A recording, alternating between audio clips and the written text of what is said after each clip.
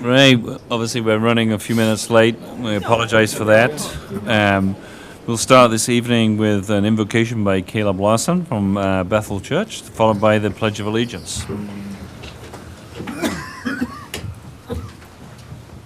Almighty God, we thank you for this community of Fergus Falls. We thank you for the blessing that you have given our community. And we just ask your blessing upon this meeting now tonight. Give our council members wisdom as they look to direct and guide and lead this community.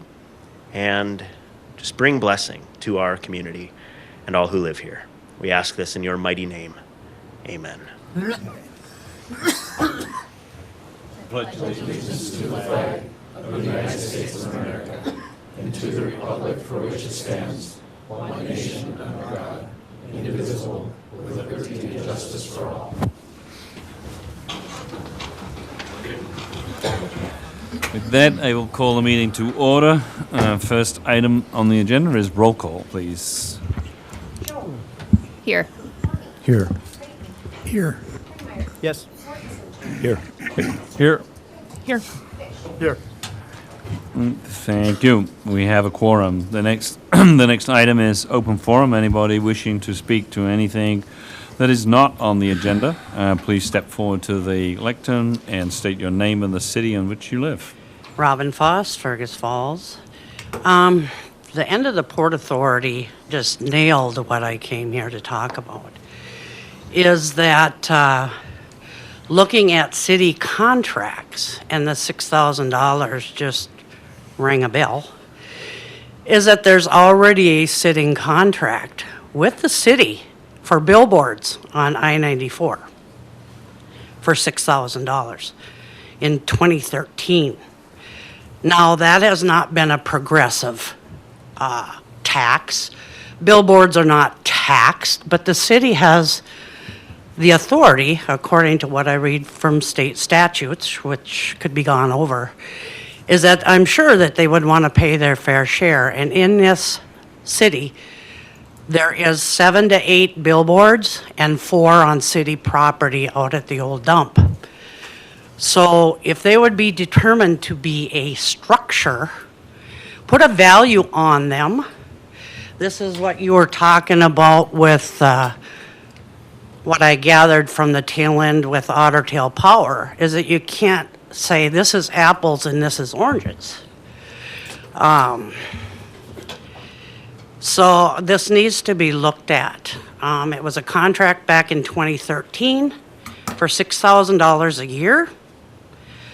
And there was no progressive tax on that. There's no tax, city tax paid, county tax paid, school district tax paid. And so I think if you're going to be fair, you're going to have to relook at all other city contracts, pre-existing and conditioning, and right now, to make sure that this is the total thing in a level playing field for anybody coming in and having to do contracts with the city for whatever project they have. Multi-dollars in money has been made over 13 years at $6,000 a year from advertising. And that's just 4 billboards on I-94 on city property. The other ones in town have made money as well.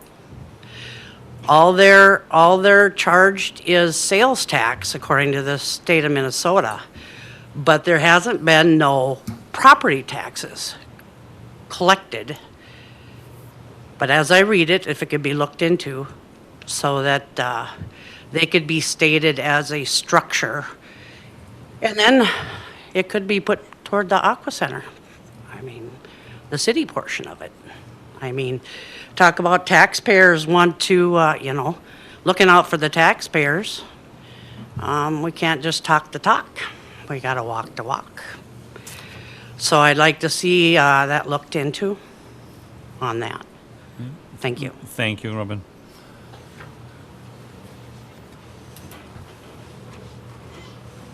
I'm Matt Swain. I live at 636 West Waro. So a couple weeks ago, I was talking to my mom's house before I had surgery.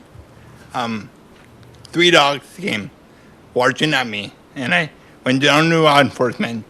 They said go down to the city and let them know. A couple of years ago, I got bit by a dog. So I was wondering what we can do about these dogs. And my mom was ordered 523 West Swindon. Thank you.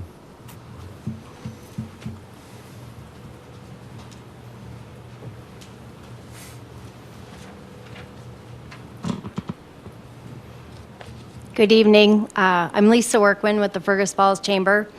And on behalf of the Chamber and our business community, I just want to take a moment to give a huge shout out and a heartfelt thank you to the amazing city staff who helped us make Shop Moving Groove on July 10th such a fantastic success. They come in, they work late, they get up early, they have to deal with maybe some unhappy people who were in a parking lot. But we appreciate everything that they did, from placing the barricades, setting up the fabulous stage, bringing out picnic tables, extra garbage cans, cones, sandbags, even providing the water for the tent anchors and the dunk tank, which, by the way, was a lot of fun, but kind of a challenge for a short girl.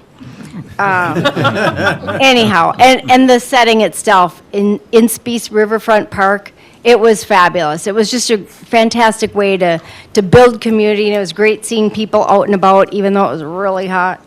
But anyhow, the city staff went above and beyond, and this hard work and dedication is what makes things like this happen in our community, and it doesn't go unnoticed. So again, huge thank you to city staff, to everyone who participated in Shop Moving Groove. It was a whole lot of fun, and we couldn't do it without you. So thank you. Thank you, Lisa. Yeah. Guy, can you make sure you pass those thanks on to the staff involved? Thank you. Any further open forum comments? If not, we will move on to approval of this evening's agenda, and I think we have a couple of additions. Yeah, thank you, Your Honor. Council members, good evening. Under H2, the Stantec proposal is listed as tentative. That is ready for discussion, so we will be having that discussion this evening. And then under new business this evening, I'd like to add an item pertaining to the appointment of a new police chief, and I'll discuss that when we get to that point of the agenda. Would somebody care to make that motion? I can do that. Thank you, Laurel. I'll second. Laurel. Thank you. Is that Jim? Yes. Yep. Thank you. All those in favor say aye. Aye. All those against, same sign. Hearing none, the agenda is approved. There are no public hearings this evening. The first item on the agenda is award of bids, Public Improvement 7774, the Lake Alice Grit Chambers Project. There's two items: a resolution awarding the bid for PI 7774 to Central Specialists in the amount of $655.15, and a resolution approving the construction administrative service proposals for same PI. Call upon Kyle, City Engineer. Thank you, Mr. Mayor, City Council. Tonight in your packet, I've got information on the bids for that project. Interstate Engineering opened bids on that project. We got two bids for the project, one from Central Specialties and one from Leach Excavating. The low bid on the project was from Central Specialties in the amount of $659,655.15. And then Leach Excavating was at $729,679. The engineer's estimate on the project was $577,460. So once we got those bids, I did sit down with Bill. We went through the budget on the project, so everybody knows where the budget is. The original project cost, the total project cost was $686,000. With the funding coming from a grant through the Lessard Sam's Outdoor Heritage Fund, and then the remaining $186,000 coming from the Storm Sewer Fund. With the bids and going through project costs, the project now is estimated to be $760,000, elevated from the $686. So what that means moving forward, that we would have to increase from the storm sewer fund $74,000. So the total out of that fund would be about $260,000. So that's where we are with the project budget. Tonight we'll be looking for an award to Central Specialties in the amount of $655.15. I'll Somebody, open it up for questions or would comments. somebody care to make that resolution, and then we can I'll offer have... that. Thank you, Jim. Would somebody second it? Second. Thank you, Scott. With that, any questions or discussion on the central specialist bed? Laura? My question is for Bill. Oh, right. The 260, how is that going to affect that budget? So we had built in the 186,000 into our rate structure, and I looked up what our current cash balance is today. It's reasonably accurate. We're in the middle of our IT transition, so I don't have things spot on, but you know, we're around $2.2 million in that fund for a cash balance. That's up a little bit from the end of last year, so it would come out of that. You know, we analyze that fund over a 10-year process, so, you know, in talking with city engineer on that, we will be fine on that if you choose to take that additional 74. We will, of course, build that into the whole rate analysis as we update all of the projects, and we'll have to come back to you in the reasonably near future, in the next couple weeks or 3 weeks or so, to talk about our other capital projects as well, but, Yeah, we haven't had that discussion yet. right. Okay, thank you. Laurel? Were we surprised? Bids have been coming in pretty favorably this year. These are both reputable companies. I don't have issue with these companies. Were you surprised by the bid, or are we thinking that bids are going to start trending higher than what we anticipated? Because this is a little bit of a departure from what we thought. Correct. I'm not surprised by the bid. This type of a bid with the smaller type project and with the large concrete structures and concrete is, you know, adjusting. And so I'm not surprised at this point in time to see where the bids came in. It's a difficult project to, you know, get that preliminary engineer's estimate perfect. So not surprised where it came in. No? Go ahead, Mr. Hortenson. Kyle, I appreciate your time. Does this project have to be done, and what do you know about the project? No, the project doesn't have to be done. It's a project where the Lake Alice Lake is it's contaminated. There's a lot of sediment coming in. It's an issue with the DNR. There's MPCA that has wants certain inspections done on the lake. So this specific project will help reduce the sediment that is being dumped into the lake. This will reduce that amount. There still may be future improvements to the lake because of the condition of the sediment within the lake. On the north side of the lake, there is a lot of sediment on the north side that's been dumped in over the years, which may have to do something, may not. But this is a project where it's going to help improve future contamination into the lake.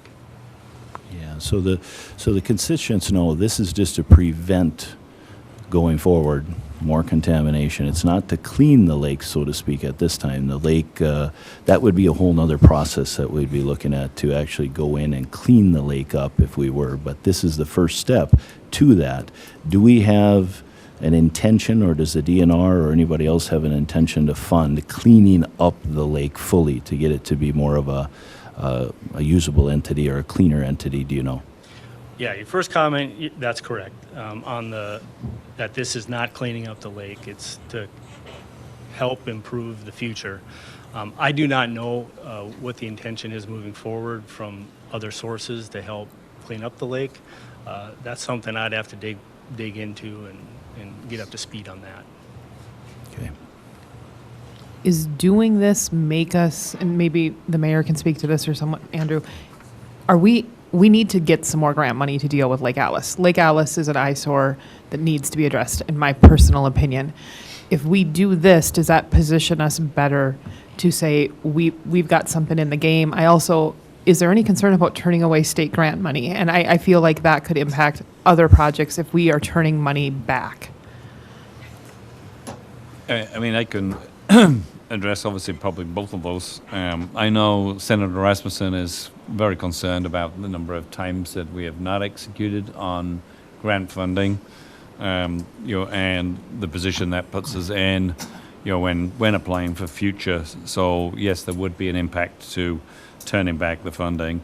As for the DNR, I know several years ago, when Chris McCann was working with Interstate, we had a lot of conversations with the DNR on Lake Alice, and at that time, they proposed obviously this grit chamber as being a stage one, and that they basically wouldn't fund anything until the city did something to prevent further contamination. So, merely the fact that we're doing this, it will improve water quality, because the water obviously going in will not have contaminants solid-wise going into it, and therefore, the solution to pollution is dilution. And if we can get more clean water going in, that will help. And there are other things that can be done, to help prevent even further contaminants going into Lake Alice. But I mean, as a community, we've been looking at various models, from pumping water from kind of the Ottail River into the lake. We've looked at dredging, and dredging was deemed to be a no-no because the potential of that would actually stir up and release mainly phosphorus and arsenic that's currently capsulated in the bottom of Lake Alice. So some of it would have to be natural, and then they also looked at putting in filtering aquatic plants as well, on helping further clean up the water that's going into Lake Alice. Scott, maybe you could answer this. Is that thing they put in over by your house, is that helping at all, or that aerator, whatever you want to call it? Basically a aquarium pump? Well, yeah, what you're referring to has been the pilot project that Water Quality 3D has been doing for the last couple of years. There's a little dock on the northeast corner of the lake, and underneath that dock is a pumping system using a technology that doesn't involve chemicals, that is improving the water quality. The thing that we've noticed since this pilot project began is a reduction in the odor from the lake. Most people maybe haven't noticed anything visually particularly different. It's still kind of cloudy water, still get some of the green scummy stuff on warm days, that kind of thing. But it has significantly made a difference in the odor that we've actually been able to, anecdotally at least, notice over the last 2 years. This is a completely separate project. The Water Quality 3D thing, they don't know anything about the grit chamber deal. The grit chamber process was completely separate from Water Quality 3D. So they're kind of two different approaches to still accomplish some good things for the lake quality. So, I support them both as far as that goes, but they're not related. Mark? Thank you. For a man who's spent about half his time underwater, I don't think there's a real fix to Lake Alice. I agree with Hicks. The solution to pollution is more dilution, and I don't see that this is a dilution. We're going to still get the same water. I don't believe there's contaminants going in there, and if there are contaminants, this grit, if you will, basement's not going to do anything. If there's not a real solution to cleaning up Lake Alice, and it's been studied many times, and I've been, as running for council, heard many criticisms from the staff or from constituents that we've done this study, and nothing happens. This lake is dead because of decades of birds. I really don't think it's water. Without a volume of water running through this lake, as we've indicated, pumping water from someplace is not going to fix it. So we're really trying to get rid of the solids, not any contamination. This is $260,000. You could build a 70 by 100 square foot steel building for $750,000. I don't know how many basements you could build for $750,000. And let's just say that these are 2 basements in the ground that are going to catch heavy materials coming into the Lake Alice, and they get screened out. I would like to see some of the following. This project not get approved. It's not mandated. Or delay the project, rebid it next year. This project doesn't need to be done. Invite the DNR in and get their thoughts on Lake Alice. What are the options of getting this thing cleaned up? I agree that I don't believe there is a way unless you dredge it. The DNR has to be involved. And as much as I don't like parks, the best answer for Lake Alice is to fill it up and make it a park. Get rid of the water and just let the water run down to the river through a culvert. So I really do not believe that $750,000 should be spent on Lake Alice, regardless of where the money comes from. And if the state feels that they put a gun to our head because we don't accept the money, so be it. Thank you. Thank you. Scott? I just believe that we started this process a long time ago, and it was the first step was to get rid of the chambers. I think that was the first step, and then we can finish up the roads after that around Lake Alice because we're stopped there. We quit that because of those chambers. So the council, the former council, when was it asked for? How many years ago? I think, Your Honor, Councilmember Rachels, I think we made application to Lessard Sam's about 2 years ago. Yeah, I know I was on the council. And so that council wanted to go move ahead with it. And of course, now we have a new council and they have different opinions. I accept that, but this is a move in right direction, I believe, to do something with that Lake Alice, to get the roads done around Lake Alice eventually, but we can't do nothing until we get these put in. And so I'm definitely in favor of this. I think it's a good step for us. And yeah, I don't like the $74,000 extra, but that's the way life is. Your Honor, I appreciate my council member.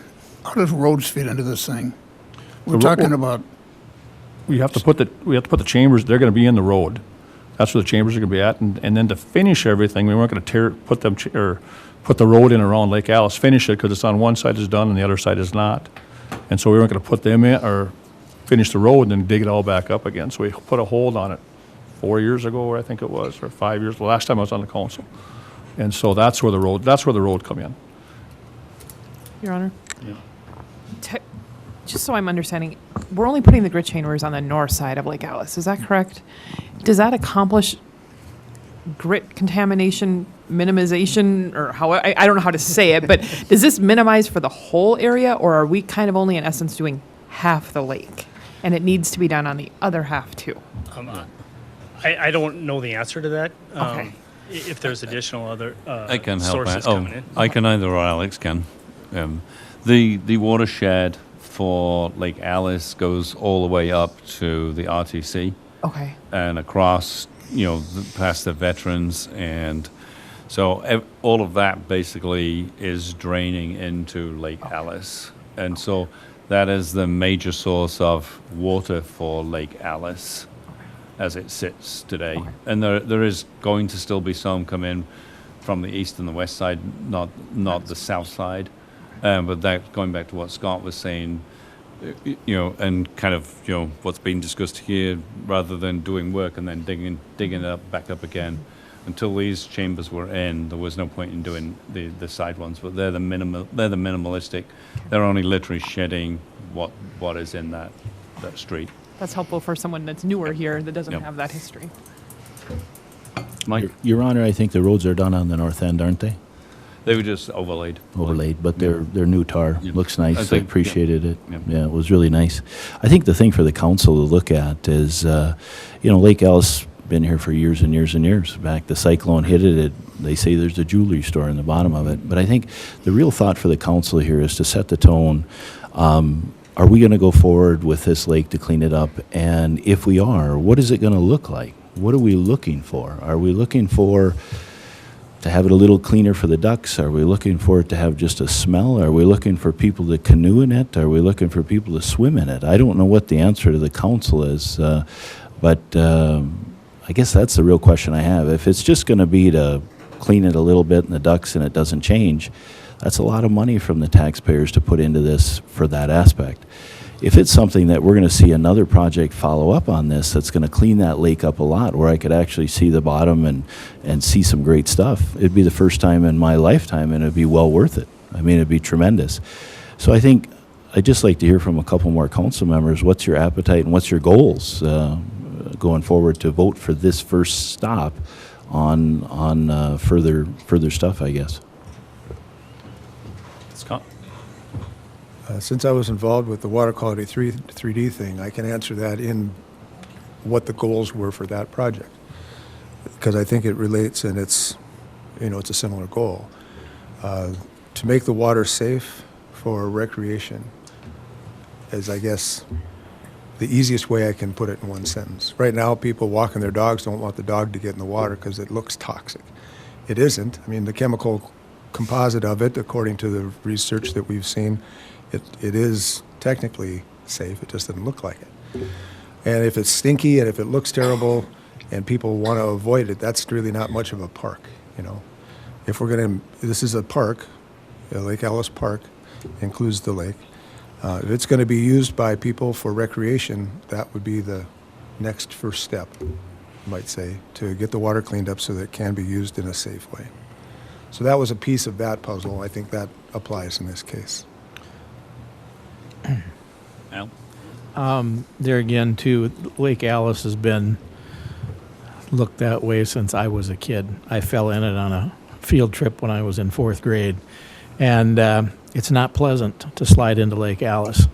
And, it's always been kind of they're trying to do different things, but it doesn't seem like there's a comprehensive plan down the road. And that's why it's kind of hard to get behind something if you don't see the end run on it and see what we can do or where the outcome is going to be, because we just keep tossing money into different things and different studies. And I mean, I've seen people out there, they've tried fountains, they've done the aerator thing, they've had, I think, DNR or somebody out there doing water testing. They release things in the lake too from a boat, some chemical. This has gone on since I was a kid, and that's a long time ago now, and it's still the same thing.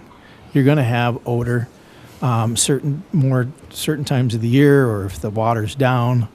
It would just nice to know if there's another plan beyond this. Otherwise, we just tossed $700,000 at something, and it didn't work, and then it just sits there again, and nothing happens. So I'd like to see if there was a comprehensive plan, and I know that the council always likes a comprehensive plan on what to do with this thing. But I have my doubts just due to the fact that nothing has been done for 60 years that has really changed it. Any other council comments? I see this as a little bit more of a dead body water. Scott Kwame's trying to get the thing cleaned up with this other project just because of all the birds. I would like to take a soil sample and bring it in here and show you what the bottom of this thing looks like. I don't think it can be cleaned up. I'm sorry. You can run a lot of water through there. I've seen other communities try to put down rubber, if you will, a base and make it a swimming area. We've got D Lagoon, we got the Aqua Center, we got the splash pad now. $750,000 of taxpayers' money. Not all Fergus's, I'll grant you. But think of that, $750,000. 260 of our taxpayers' monies can go a lot different places. Now, I know it's obligated to storm, but we fund that storm every year. If we funded the storm a little bit less, we could buy body cams for the police department. We could fund economic development. There's a lot of things to do here.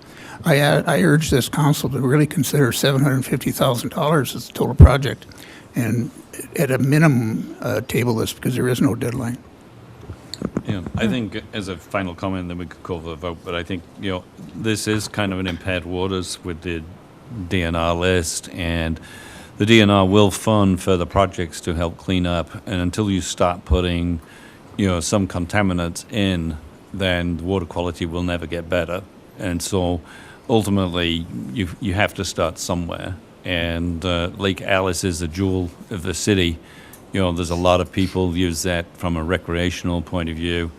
So I would equally, urge that, it's a 2-for-1 match, that we're getting $500,000 from a third party, and we're getting, putting $1 in to get a major improvement of contaminants being reduced going into Lake Alice. I think, Alex, did you want to say something from Interstate Engineering? Yeah, I just want to provide just a little bit of context on this. So Lake Alice was a slough at one time. It's only a lake because of the stormwater that was routed into it. That's the only reason it's a lake at all. So to the question of are we catching, we're catching the vast majority of it with these grit traps. About 15 years ago, Interstate Engineering did a study of the lake, determined that the largest majority of the pollution is coming in from that storm sewer. The birds do have an effect, but much smaller than we anticipated. Bird population is down even since then. If you've ever been out there, you'll notice the geese are well down. It is entirely this council's decision on how to move forward with this. We did provide a bit of a comprehensive plan, probably 2015 or so, that we still have that included this grit trap project along with some additional other projects. One of them was the DNR, pumping water from the river that the DNR did not permit. And so it did come with doing these grit traps was step one to try to keep any additional of those contaminants coming in, and then to try to start cleaning up from there. Because this will keep some contaminants out, because what we found was that the vast majority of the contaminants are in the sediment that's at the bottom of the lake. So I just wanted to provide that little bit of context so when you make your votes.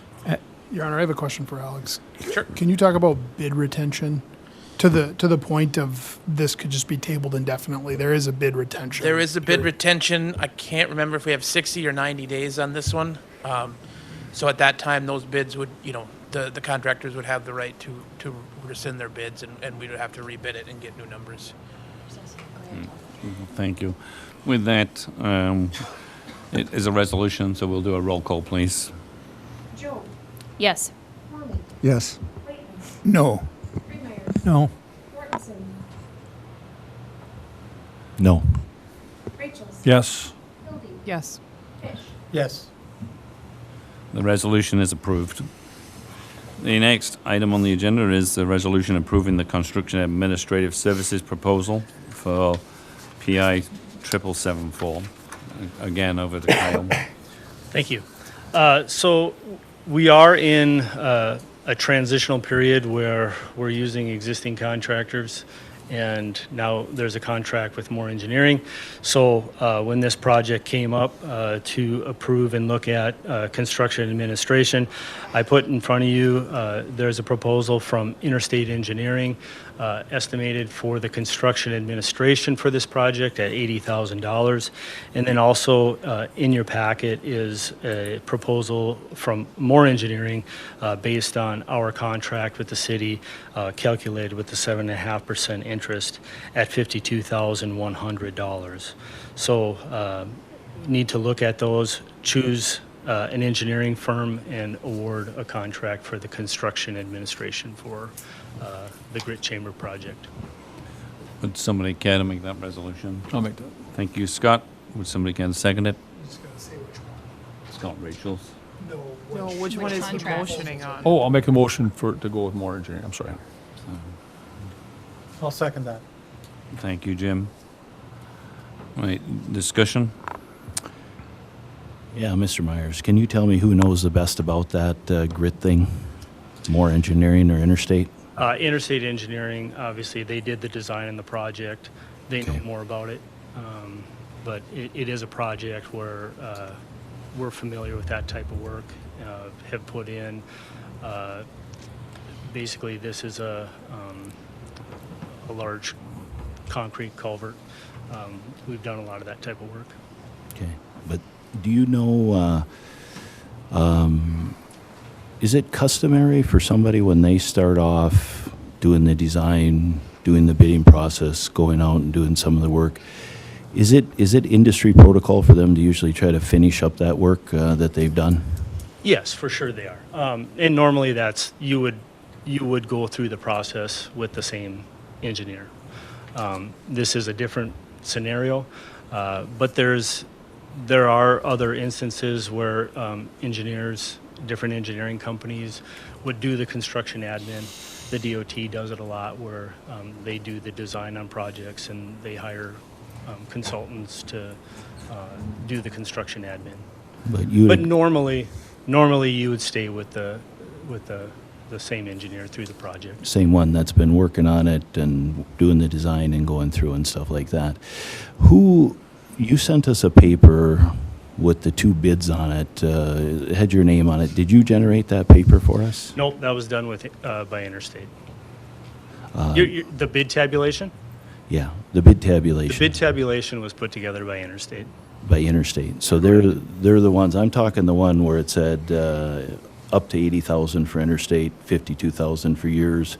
You had the 7.5% in there, and then you said Kyle Meyer, Interstate did that one, or you did? I put that together. Okay, Yep. at that time.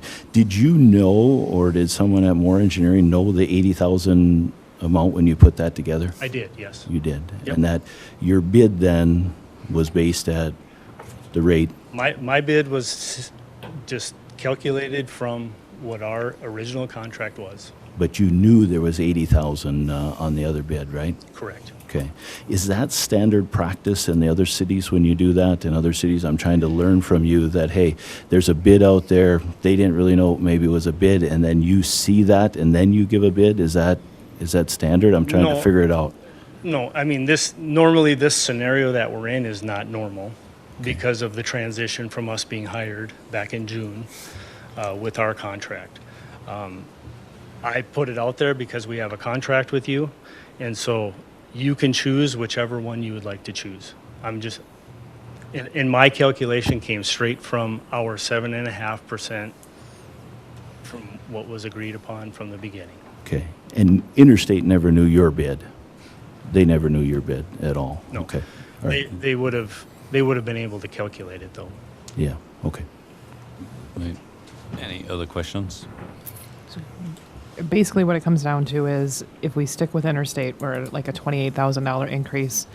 What Kyle calculated was literally based on the percentage that this council agreed to when we contracted with you. Am I understanding? It wasn't like you looked at 80 and you said, oh, I can save you this much. You literally just did the math. Is that right? Correct. Yep. Yeah, I think we have a contractual obligation of 7.5% with Moore, and that was the calculation. So, with that, roll call. Joe. Yes. Yes. No. Kramer. Yes. Mortensen. No. Rachel. Yes. Kilby. Yes. Yes. The resolution is approved. Thank you. There are no petitions and communications.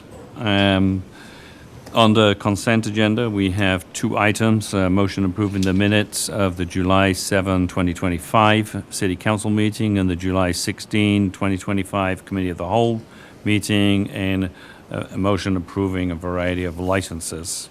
Would somebody care to make that resolution? I'll offer that. Thank you, Laura. Would somebody care to second it? I'll say. Thank you, Jim. Roll call, please. Joe.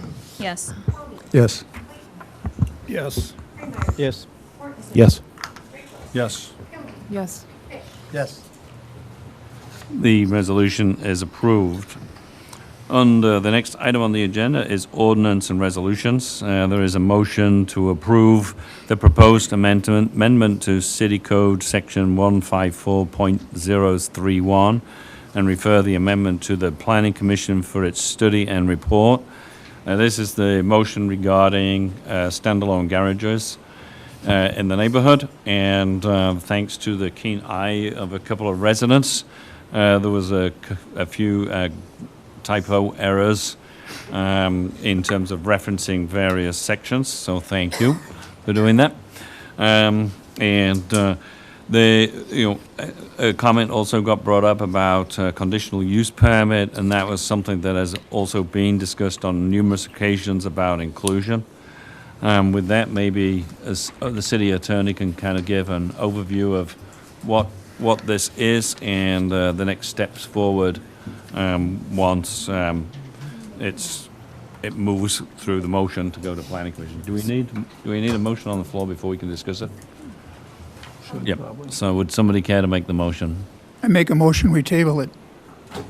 So we have a motion to table it from Mark. Would somebody care to second that?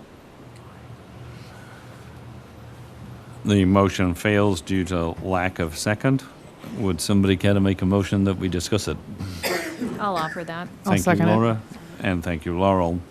Are we, just for clarification, are we working off the new version that's on our, There should be that's a what new- we should be there working a new off of? version on your Okay. desk. The only change was reference to paragraph Paragraphs. C versus paragraph B. Yep. Okay.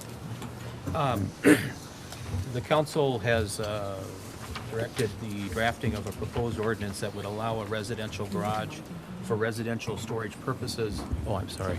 Yeah. On a lot that does not contain a residential dwelling and therefore becomes the primary structure on the lot. And so with that backdrop, we started to pull together a proposed ordinance that put together some conditions for these types of structures to be placed on what we would call standalone garages on standalone lots. And the council has reviewed this. It went through the committee of the whole. There was some additional discussion from the committee of the whole to the proposed amendment.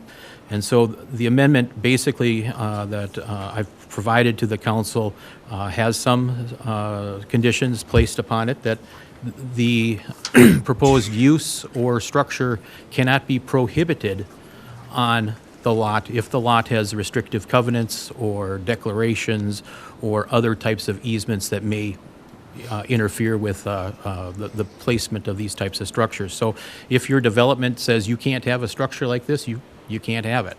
That's a private matter. That's neighborhoods or some neighborhoods have restrictive covenants on them that place restrictions as to how the buildings that you place on the lots are to look, the size, the look, and that type of stuff. And so if your neighborhood has that type of restriction, you may be precluded from putting up a structure like this. The building of these garages would have to comply with state building code.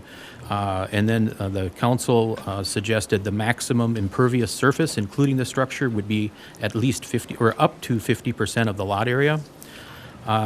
There's language in here that says the exterior of the building should have varied and interesting details and shall conform with the style and structure of other dwellings and structures located in the neighborhood. We have some additional you're precluded from having outside storage around the building. Commercial use is not allowed. It can only be used for residential storage purposes. And the application for the conditional use permit must include a drawing that depicts the size and style and location of the building on the lot. No animals is being proposed, and that if there are unpaid or outstanding special assessments that either have been in deferment, that haven't been activated, once you place a structure on there, they will be activated. That was an additional provision that's included in here. Also included is this is not necessarily limited to R1 districts. R1 districts, of course, are the residential districts that primarily have one home on them. This would also be available to be placed in R2 and R3 and other residential districts pursuant to this conditional use process. Your Honor, a couple of questions, if possible. Yep. Thank you for including C or E. I greatly appreciate that for the look and the style to encourage these to fit in with the neighborhoods. Also, when it says does not harbor animals, does that mean if someone is using this as a personal storage garage or where they're going to personally work on their own vehicle or do something like that, that they cannot bring their dog or cat or hamster with them, that they would be able to have it as long as the animal was not residing there full time? Yeah, I mean, we're talking farm animals. Okay. I don't want to turn it into a barn. Okay, right. But it also it shouldn't turn into a kennel. Exactly. Yeah, I mean, you can have your pet in there, of course. That's fine. Okay, just to clarify. Thank you. Al? Under letter F, the building must have a paved apron off the street. Is that meaning an approach off the street? The apron, I've always thought an apron was off the building. Originally, it required that there be a paved to the building. This is off. This is off of the building, out of the city right away. So you wouldn't have to put in an approach if that's what you're suggesting. Yeah. Yeah. Any other questions, comments? Why did this go to conditional use versus just a variance to the zoning? And my second question is, that what constitutes a garage if I bring on a shed that I bought at Home Depot? Number two, I haven't seen a sample of the application. And Ralph, you mentioned a title report certified by a licensed abstractor. If there are covenants on that area, wouldn't that be a public record? It is public record, but you got to know how to go search the public records to find it, and that's where your abstractors come in handy. Okay. When it talks about the building construction and material to match the aesthetics, I'm happy with that. But I don't know what the state of Minnesota's building statute says in regards to residence. Does this mean we need to have a restroom or a bathroom or a bedroom or? My understanding, Minnesota Building Code has requirements relating to garages, such as the certain types of slabs, the type of slab that has to be in there, the way the building is affixed to the slab. I mean, there's building codes and all sorts of rules as it relates to structures such as garages. Yeah, because in your verbiage right now, it says Minnesota's building code as primary residential structure. And that's not going to be a primary residential structure. No, but the building code talks about residential structures, and it also has other standards as it relates to garages that are either attached to a building or detached from a building. Okay. And again, we look at a 16-foot. If I were to put a housing unit upstairs, is 16-foot going to be enough? Well, that's a dwelling, and that would be permitted. Okay. A granny house or a it's barnamium or if you have a dwelling and you decide to put it on top of a garage, that's a dwelling, and okay. So that's permitted in an R1. Large walls at 30 foot. I think 32 would be more applicable for construction material. And I'd be more than glad to share these with the Planning Commission, as there are quite a few. Outdoor storage, we have a lot of homes that have garages, and I see guys put their RV there, they put their bike, their boat there, they put their snowmobiles there. I'm not so sure that, we shouldn't be able to use this property for storage of other personal property, so. And to clarify on the animals, can I have chickens in there? Just kidding. Thank you. I think answering your question on shed, I think you don't need any planning permission. Is it for 100 square feet for a shed? 200. 200. It's 200 square feet, and it has to be removable as such. So Are those shed, just clarifying on that, because I have a constituent that contacted me on that. Can you have a shed on a bare lot right now without a house, or is it no sheds? Because I didn't think sheds were cool on a bare lot right now. Yeah, that's an accessory building. That's an accessory building. we have a. Your Honor, let's get back. We didn't answer how the conditional use permit came about. Can we either get some reference from you or from staff on what that entails, why that's there? I think we've talked about conditional use permit on numerous occasions on this as a coming through planning commission. So it'll go through planning commission with conditional use request. Your Honor, And that's why it was included. the dialogue that we heard over and over again was you want to consider these on a case-by-case basis, and a conditional use permit is just that and allows that to be the case. It also allows or triggers the need to notify neighbors so they can provide input, and it allows you as a council to put reasonable conditions on, so you can ensure that the structures that you're approving match the neighborhood.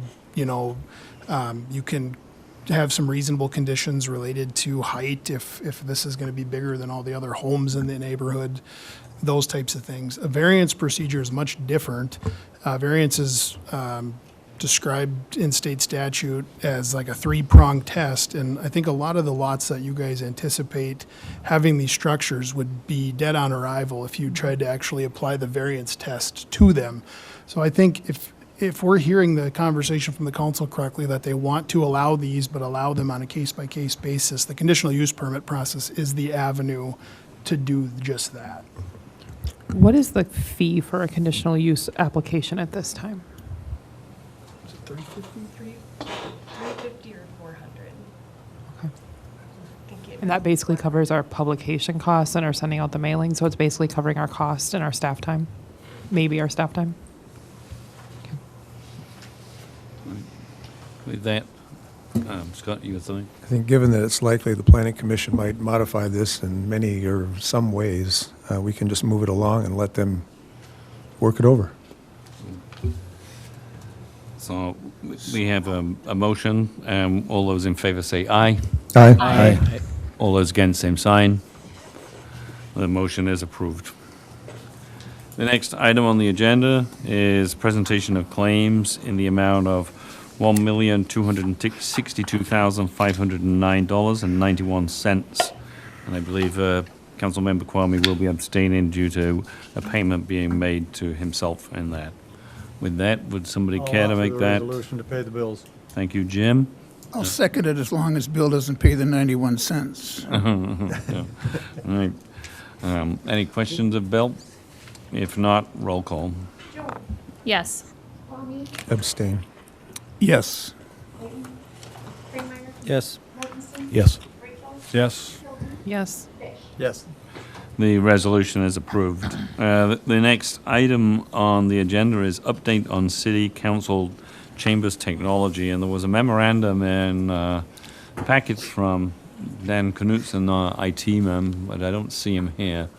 But I think for me personally, I would like to see us go out and get, a bid to upgrade the technology. It seems like every week we're having issues, and I feel that we're putting good money into bad.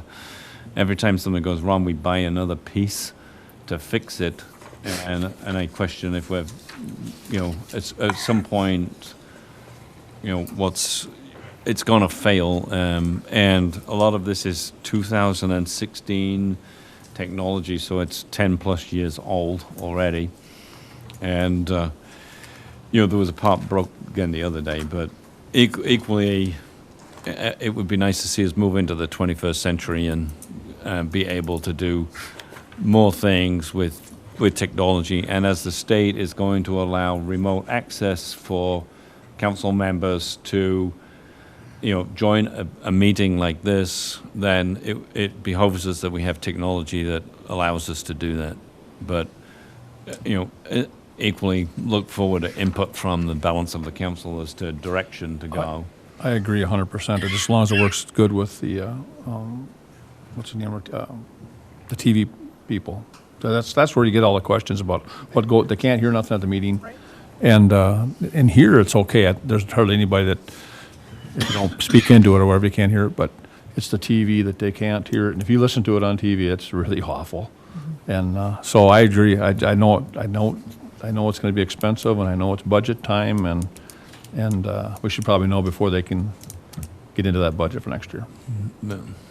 Jim? And I thought too, because of being able to call in and get into a meeting from elsewhere, we need to upgrade it so that we're able to do that. Scott? I think that you're on the right track to suggest that we update it. This outfit that has been responsible for our equipment so far, I believe that they've got the capacity to do it, and more than we need, actually. From what we've seen, they're a pretty big outfit, but they're from the Twin Cities, and it gets to be pretty expensive to bring them in here. So as we look for a new source to do our update, I would suggest that we try to find someone as more local as possible. Fargo at the furthest, and with that suggestion, I'd encourage us to go forward with getting some bids to get this fixed up. Your Honor, being up at the county meeting when we did the tax meeting, one of each of us was up there from, in the county chambers, and they have screens on their desks where everybody can see what's on and can kind of follow along. I don't know if that's necessary here, but if we're looking at the whole package, it might make sense to get a number on being able, because then we're just never going to be at a good angle to see screens and maps up close in this room without blocking the members of the public. And to me, it might be helpful to have the ability to have the screens here and find out what that cost would be. I don't know what other people's thoughts are if they think that's nuts. I think it's a good idea. I think it's going to be expensive for I that do part. too. I do too. We can determine that. Mr. Leonard, are you happy with the systems that you have at the county? Mr. Chair, Commissioner, council members, I don't sit in the luxury seats as they have generally been happy, and I think Commissioner Sullivan would agree that it's a pretty good system. I would recommend that Mr. Knutson go to those guys and see who installed that. And again, I agree with Mr. Kwame about a local vendor. So I don't think we need a motion or anything on that. We just need the directive to ask Dan to put some options together and some alternatives. Would that be good enough? Sure. Yeah, we can make that work. Thank you. Right, the next item on the agenda is Stantec proposal for RTC reconditioning projects. Council members, Mr. Mayor, after or during the committee of the whole meeting, we were discussing the proposal from Stantec for the design of the improvements at the RTC.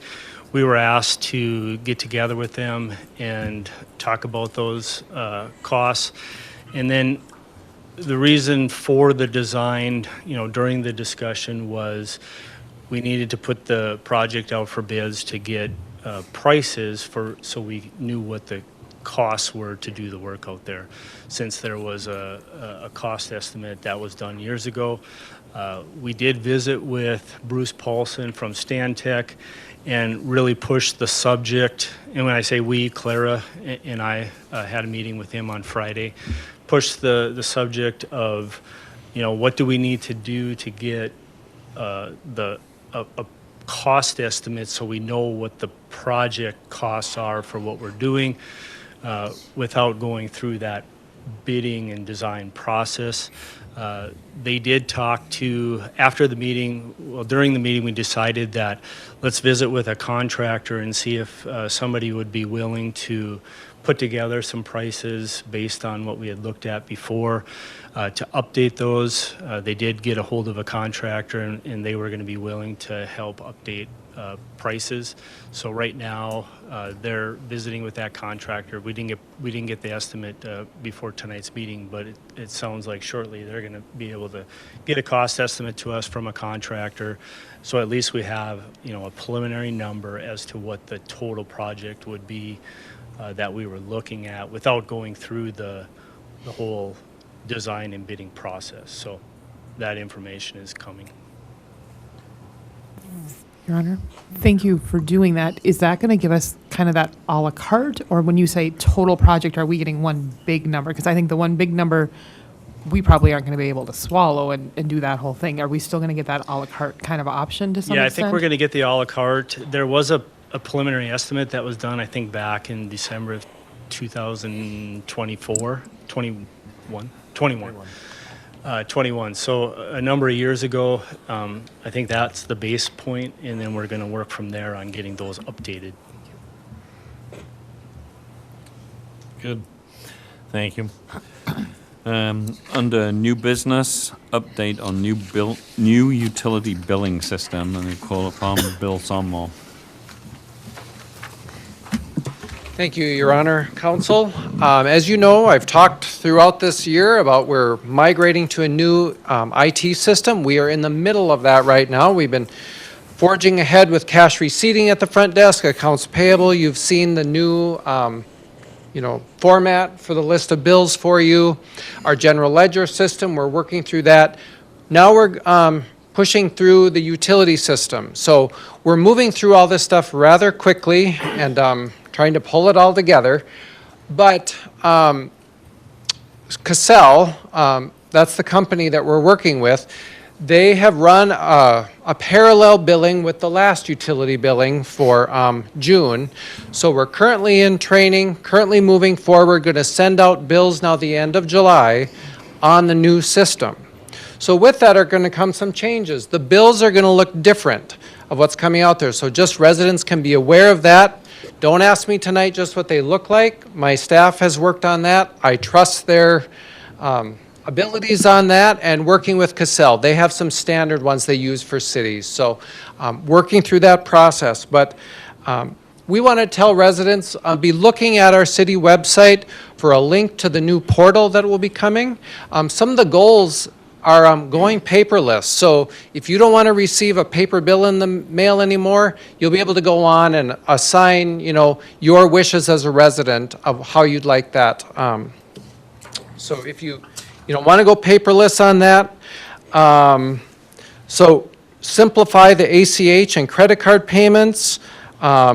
There'll be additional payment options as well as, of course, 24/7 access through the portal. Just like you would go on a website for something, if you're going to go shop for something else, you can go on and look up your account and set up your account payments, if a credit card if you want. Also signing up for text or email notifications from the city. So that would be more of the city pushing out information, but residents could sign up for that so they just automatically receive different updates. Of course, access to your monthly utility bills, and then I'm just increasing more communication through those notifications. So on the bottom of your handout here, and this will be going out with the utility bills, so residents will be receiving this. But the ACH, so the current auto pay that people receive, that's going to flow into the new system. But we want to encourage residents, go in, log into the portal, look up your information, make any changes. Again, kind of a push there to go paperless if you want to go paperless. Yep, they can manage their dollar pay amounts. They could set limits on that. Again, really putting that in the user's hands of what, how they pay. Credit card, that center section, credit cards, of course, will be accepted. Users will be able to log in and set that on a recurring as well. We don't have that right now, that it's a recurring charge on your credit card. We do that through ACH, but if you're going to use your credit card, now a resident could set that up and have that reoccurring. Again, they'll be in control of entering their account number and their credit card number and whatnot. And of course, we'll still take cash, still take checks and bank pay. I do want to just put out there for anyone listening that we often, if people, if we receive some late payments or whatnot, and people will say, well, I went through bank pay and, I did it on this date. Well, it's when the city receives the payment. We don't know if, Al, if you went on with your bank and initiated something, we don't know that until we receive it. Because, of course, that is all in the users. So I just want to clarify that even if you maybe went on bank pay and if it took a number of days for your bank to get the payment here, it's when we receive the payment here. So that's why, ACH, doing your own credit card payments are certainly a good option. You know when those are hitting. You're not relying on the mail to get that here. One thing I'll be coming back to you to talk about is our current city code has always included that if you're late, the city penalizes 10% on the bill if the payment is late. Now in city code, it includes a one freebie for the year. That has to go away because the new system cannot accommodate that. So just look that up today that it was in city code. That means I need you as a city council to change that. So going to have to come back with you. I just looked it up. I'm not even prepared to address it tonight. But that one freebie will have to go away. And again, people should be paying their bills on time. So that's, something we certainly want to encourage as well. I do have a copy of it here, Rolf, if you wanted to see it. So you'll find it. But I'm looking to check up on me. But Lynn, am I forgetting anything else? I know you helped work on this handout. Just a reminder, it will be in the utility bills that go out at the end of the month to every resident that gets this. And on the utility bill, I believe there's going to be a QR code that the customer could scan and bring you to the website portal, right? So to make that a little easier as well. So change is coming. We're excited to see this and moving this direction where, you know, customers could have more readily available information and access to their accounts. Laurel. And I didn't know we took credit cards for utilities. It's lovely to give that option. Are we charging a fee, and do people know that we're charging Thank fees? you for bringing that up. I was going to talk about that and I forgot. We currently do not charge fees for our credit cards because our current system, we haven't had that ability with that. We certainly will have that ability with the new system. We're not implementing that yet. So I'll need you as a city council to tell me if you want us to do that, implement that fee. Again, we'll do that at a later date. We're going to get through the implementation, and then we can address that. I did talk about that with our staff today, and we're absolutely not doing that right now. But once we get everything in place, implemented, then if you want to pass that fee on, you know, you see that in other organizations, we can then do that. We'd have to implement a new contract with our provider on that, but that's fine. They have two contracts, one where you pass the fee on, one where we retain it, so. Bill, could you just bring, when you come back with us, can you bring the fees, what we pay over a year? I mean, that. Sure. Have that come with so we kind of understand what we're giving up and what we're not. I guess the other, if we're going to change it possibly, if we're telling people that they can set up for reoccurring, to me, once you're on reoccurring, we need to have a way, if we're going to start charging that fee, where people on reoccurring are notified directly. So there's not a surprise Their information will be put into the system, so we can send out a notification. to them. And Yep, then they could good choose point. to opt out or something. Yeah, Yep. Don't stay reminded which way you pay as long as you do. right. And I think if we implement that, we would have that very much when you're going in to pay with your credit card, it would be right there as in-your-face notice, and like you say, pushing that notice out. One more thing, Bill. I think the debit cards would be another good question if they get charged that fee also. Some places do and don't because Sure. the money's directed, you know, by the end of the day, it's there already. So bring that back if you could. Yep, so debit cards, credit card fees, how much we pay each year, and then, yeah, if there would be a difference going forward. Like I said, this will be after we get fully implemented, so don't look for it in the coming couple months or whatnot, but maybe as we roll towards fall or even later fall, but. Mr. Sonmar, I think it's a great deal. An initiative, kind of an incentive to reduce the real estate, or incentive to reduce the credit card fee or the billing fee, the paper fee. Give them a discount on those items if they don't go paperless. You know, work into that. Because what does it cost to send out a bill? Yeah, $5, $7? Processing and, And if an average household bill is $300, the credit card fee at 2%, $6. So I would urge the system to push people to go paperless. I know some of the guys don't like it, but we still got young people who like it. right. No, we're certainly going to urge people to go paperless. I'll have to look into the discount. What are cities doing, looking at how that's working out there, if anyone else does that or whatnot.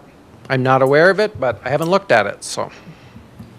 I just have to say that when it comes to the processing fee, I mean, there's regulations. Most of that is completely out of our control, whether it's charged on a debit card or whether it's charged on a credit card. There's state regulations completely on that. So we just went through that at work. Good point. So, yeah, there's a majority of it is just completely out of our control. It's going to be what can we do? Yeah, good point. And to some extent, if somebody pays by credit card and the city pays the fee, that's kind of unfair on the person that actually pays either cash, check, or ACH, because that person's getting kind of obviously a discount on their utility bill, you know, and probably getting points on their credit card, which is why they want to use it. And so other residents shouldn't be paying for that benefit for somebody else. So And that's what I like to have it set off if you go paperless. Yep. And our friends at the county, if you go buy your tabs on a credit card, they run another one for like 3.5. Yeah. So I appreciate it. Your provider will survive you through that. It's very, very common. We know that. So, Right, thank you, Bill. thank you. The next item on the agenda is police chief appointment, and I will call upon Andrew Brenseth. Yeah, thank you, Your Honor. Members, speaking of change, another kind of exciting thing here this evening. After a nationwide extensive search and recruitment process for our next police chief, I'm pleased this evening to recommend Justin Paul to fill this position. Mr. Paul currently serves as a police captain in Bettendorf, Iowa, and has nearly 3 decades of law enforcement experience. After final interviews last week and a meet and greet with the public, I quickly was able to negotiate terms of employment with Mr. Paul, those terms being contingent on the council approving his appointment this evening, and then a successful backgrounding process. I will say that the backgrounding process for this position is unlike anything any of us have probably ever seen. It takes about a month to do. It involves people traveling to Iowa. It involves a number of providers. It involves a very significant and robust process. So I anticipate that will take about a month. And another reason why we wanted to quickly bring this forward so we could get that process started as soon as the council appoints Mr. Paul to this position. Just real quickly to touch on the process itself, we utilized a national search firm who brought 10 candidates to us. The personnel committee worked closely with that firm to bring that number to 5. The personnel committee and a couple members of the department interviewed 5 candidates, named 3 finalists. At that point in time, the entire council, department head team, and members of the police department were involved in that process. We had 3 different interview panels last week, and then we had a 4th time slot where the candidates toured the police department and got to meet some of the members of the department. And then we had all 3 panels and the personnel at the police department rank their preferred candidates. And I'm pleased to state that Mr. Paul was the preferred candidate for all 4 of those groups. So I think really a lot of excitement around the potential for him being our next police chief. I want to thank all of you for being part of that process. Like I mentioned, we committed significant time to that process, and I think it was a pretty successful process given the fact that one candidate rose to the top for all involved. I anticipate that at the September 15th meeting, assuming successful pre-employment and background screening like I just talked about, Chief Paul would be sworn in at that point in time, and then he'll work with Chief Bergeron on transition from there. The action this evening for the council to consider is Mr. Paul's appointment to this position contingent on background checks, and we'll get that process started. I'm pleased to make a motion. Thank you, I'd Mark. second that. Who's taking it? Al. So we have a resolution on the floor. Roll call, please. Yes. Yes. Yes. Yes. Yes. Yes. Yes. The resolution is approved. There are a number of miscellaneous announcements this evening. July. I have one thing that I think is a little important. When I sat down at my desk here tonight, I see a letter. And it comes from one of our employees at the pool. Happens to be 15 years old. And brought up the fact that we have garbage at the pool, but no recycling bins. It's in the works. Yes. They'll be there tomorrow. So did you get a letter also? No. Okay. You want to borrow mine? This is one of our 15-year-old employees that sent me a letter that said we don't have any recycling bins at the pool. I think that's really good. Thank you, Drew. Thank you. I don't know if I should have, I kind of forgot about it, but I do have a letter that was given to me, and I don't know if it could be read now or not. Maybe we should put it in the packet for committee of the whole. That'd be fine. Or I'd Thanks. I'd sooner do it on a council night. If we Right. could do that. Thank you. We'll just do Could it you in 2 give weeks. a copy to Elaine? Yeah, no Thank problem. you. So miscellaneous announcements, town hall meeting on July 29th. It's available for all council members should they wish to attend. July 30th, committee of the whole. August 4th, 4:30 p.m., a council work session on TIF policy, followed by a council meeting at 5:30. August 5th, from 4 to 8 p.m. is National Night Out. Deadline to sign up block parties is August 1 by noon. And please contact Shannon at 332-5538 to register. And with that, the council will be adjourning to a closed session to discuss a possible real estate transaction as allowed by Minnesota Statute Section 13D.05. And we will not be opening back up again for any public comments after that.